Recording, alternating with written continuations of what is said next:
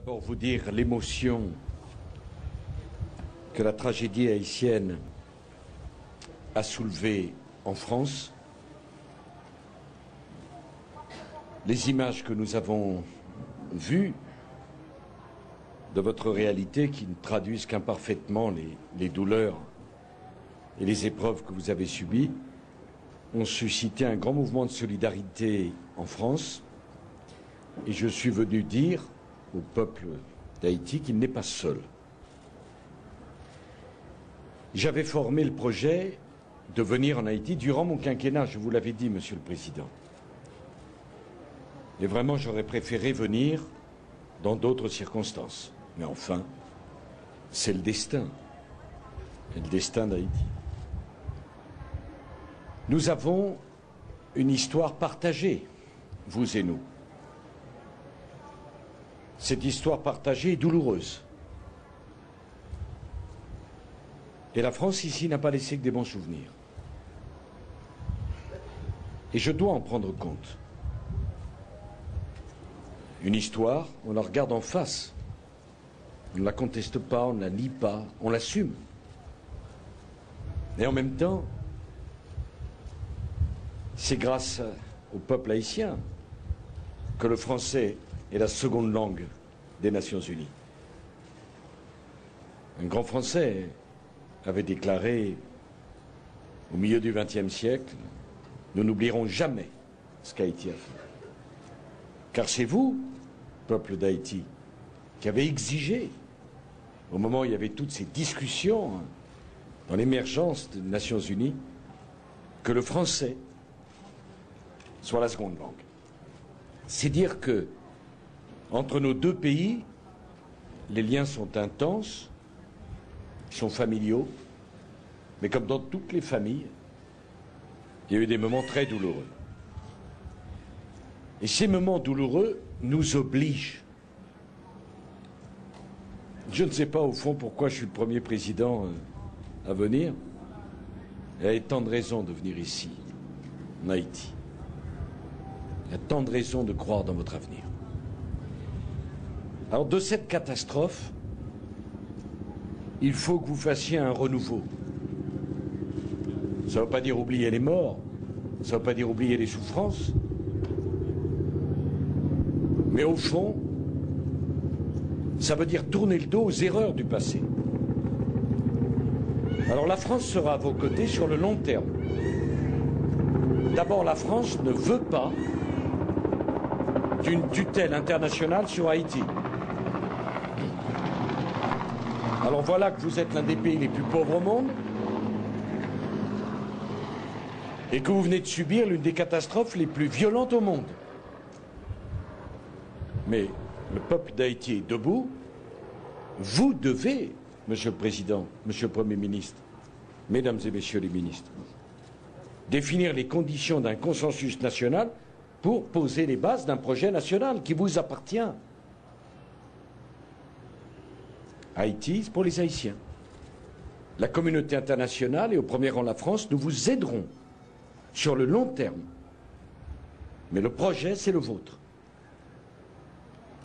Tout juste m'est-il permis, Monsieur le Président, de dire que ne reconstruisez pas comme avant. On en a parlé avec vous, avec votre gouvernement. Tout ne peut pas se faire à Port-au-Prince. Le pays du dehors compte aussi. Les richesses doivent profiter à tout le monde. Dans mon pays, comme dans le vôtre.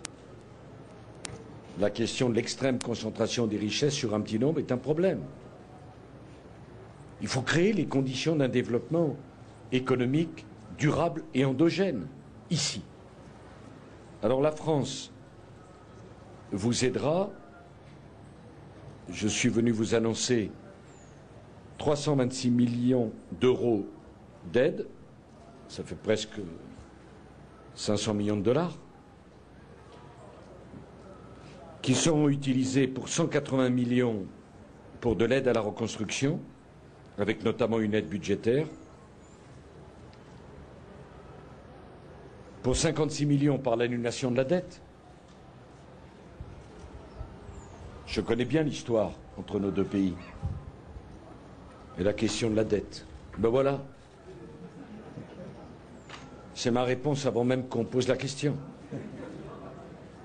Mais franchement, même si je n'avais pas commencé mon mandat au moment de Charles X, ici je ne peux pas en être tenu pour responsable, j'en suis quand même responsable dans la pérennité, dans la continuité de la France. Mais nous allons annuler votre dette et nous allons prendre des dispositions très concrètes. Je ne veux pas vous les imposer toutes, mais nous allons prendre en charge l'abri et l'hébergement temporaire de 200 000 personnes en fournissant des tentes et des bâches. Nous allons mettre à votre disposition 260 véhicules de police, de gendarmerie, d'ambulances, de voitures de pompiers. Nous allons reconstruire l'hôpital de l'Université d'État de Port-au-Prince. Nous allons vous envoyer des jeunes du service civique pour rescolariser vos enfants, tous ces enfants que j'ai vus qui, non contents de vivre sous les tentes, ne vont même plus à l'école. Nous allons mettre à votre disposition un terrain d'1 hectare dans le centre de Port-au-Prince pour reloger une partie des services de l'administration. Nous allons vous envoyer plusieurs dizaines de tonnes d'engrais, de semences, parce que je sais que la campagne agricole commence au mois de mars. Et puis nous allons jouer un rôle avec Bernard Kouchner et Alain Joyandet dans la conférence de reconstruction du 31 mars à New York. Je veux d'ailleurs dire une chose, on travaille main dans la main avec nos partenaires américains qui ont fait un travail remarquable, canadiens, brésiliens qui ont payé un tribut épouvantable, avec les Nations Unies. La France veut tenir toute sa place aux côtés de ses alliés, aux côtés de ses amis. Et puis bien sûr, nous sommes à votre disposition pour accueillir davantage d'étudiants, pour permettre aux familles endeuillées de se retrouver ici ou en France, pour accueillir des jeunes orphelins, pour peu naturellement, Monsieur le Premier ministre, que les conditions juridiques en Haïti soient respectées, pour peu qu'il s'agisse vraiment d'orphelins et non pas d'enfants qu'on retire de leur famille, et pour peu que les conditions pour les amener, et notamment la phase de transition, mon épouse Carla, aux côtés du ministre, a accueilli quelques dizaines d'entre eux. Et elle m'a raconté l'état de sidération dans lequel certains d'entre eux se trouvaient, parfois séparés de leurs frères. Et donc je ne veux pas qu'on fasse les bonnes affaires des mafias, mais sachez que la France est ouverte pour les jeunes orphelins d'Haïti, mais en accord avec vous.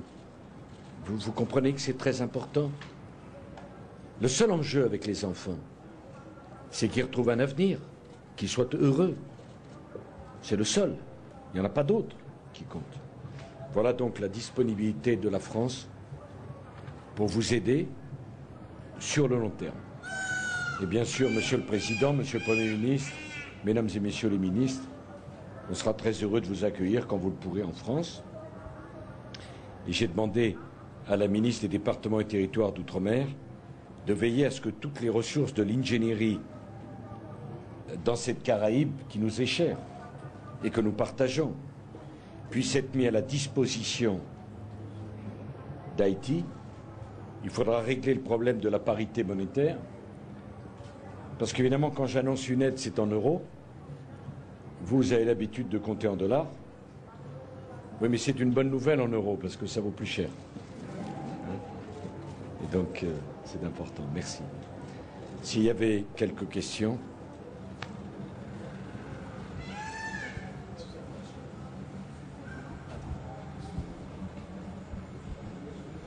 Mais allez-y. Allez-y. Allez-y.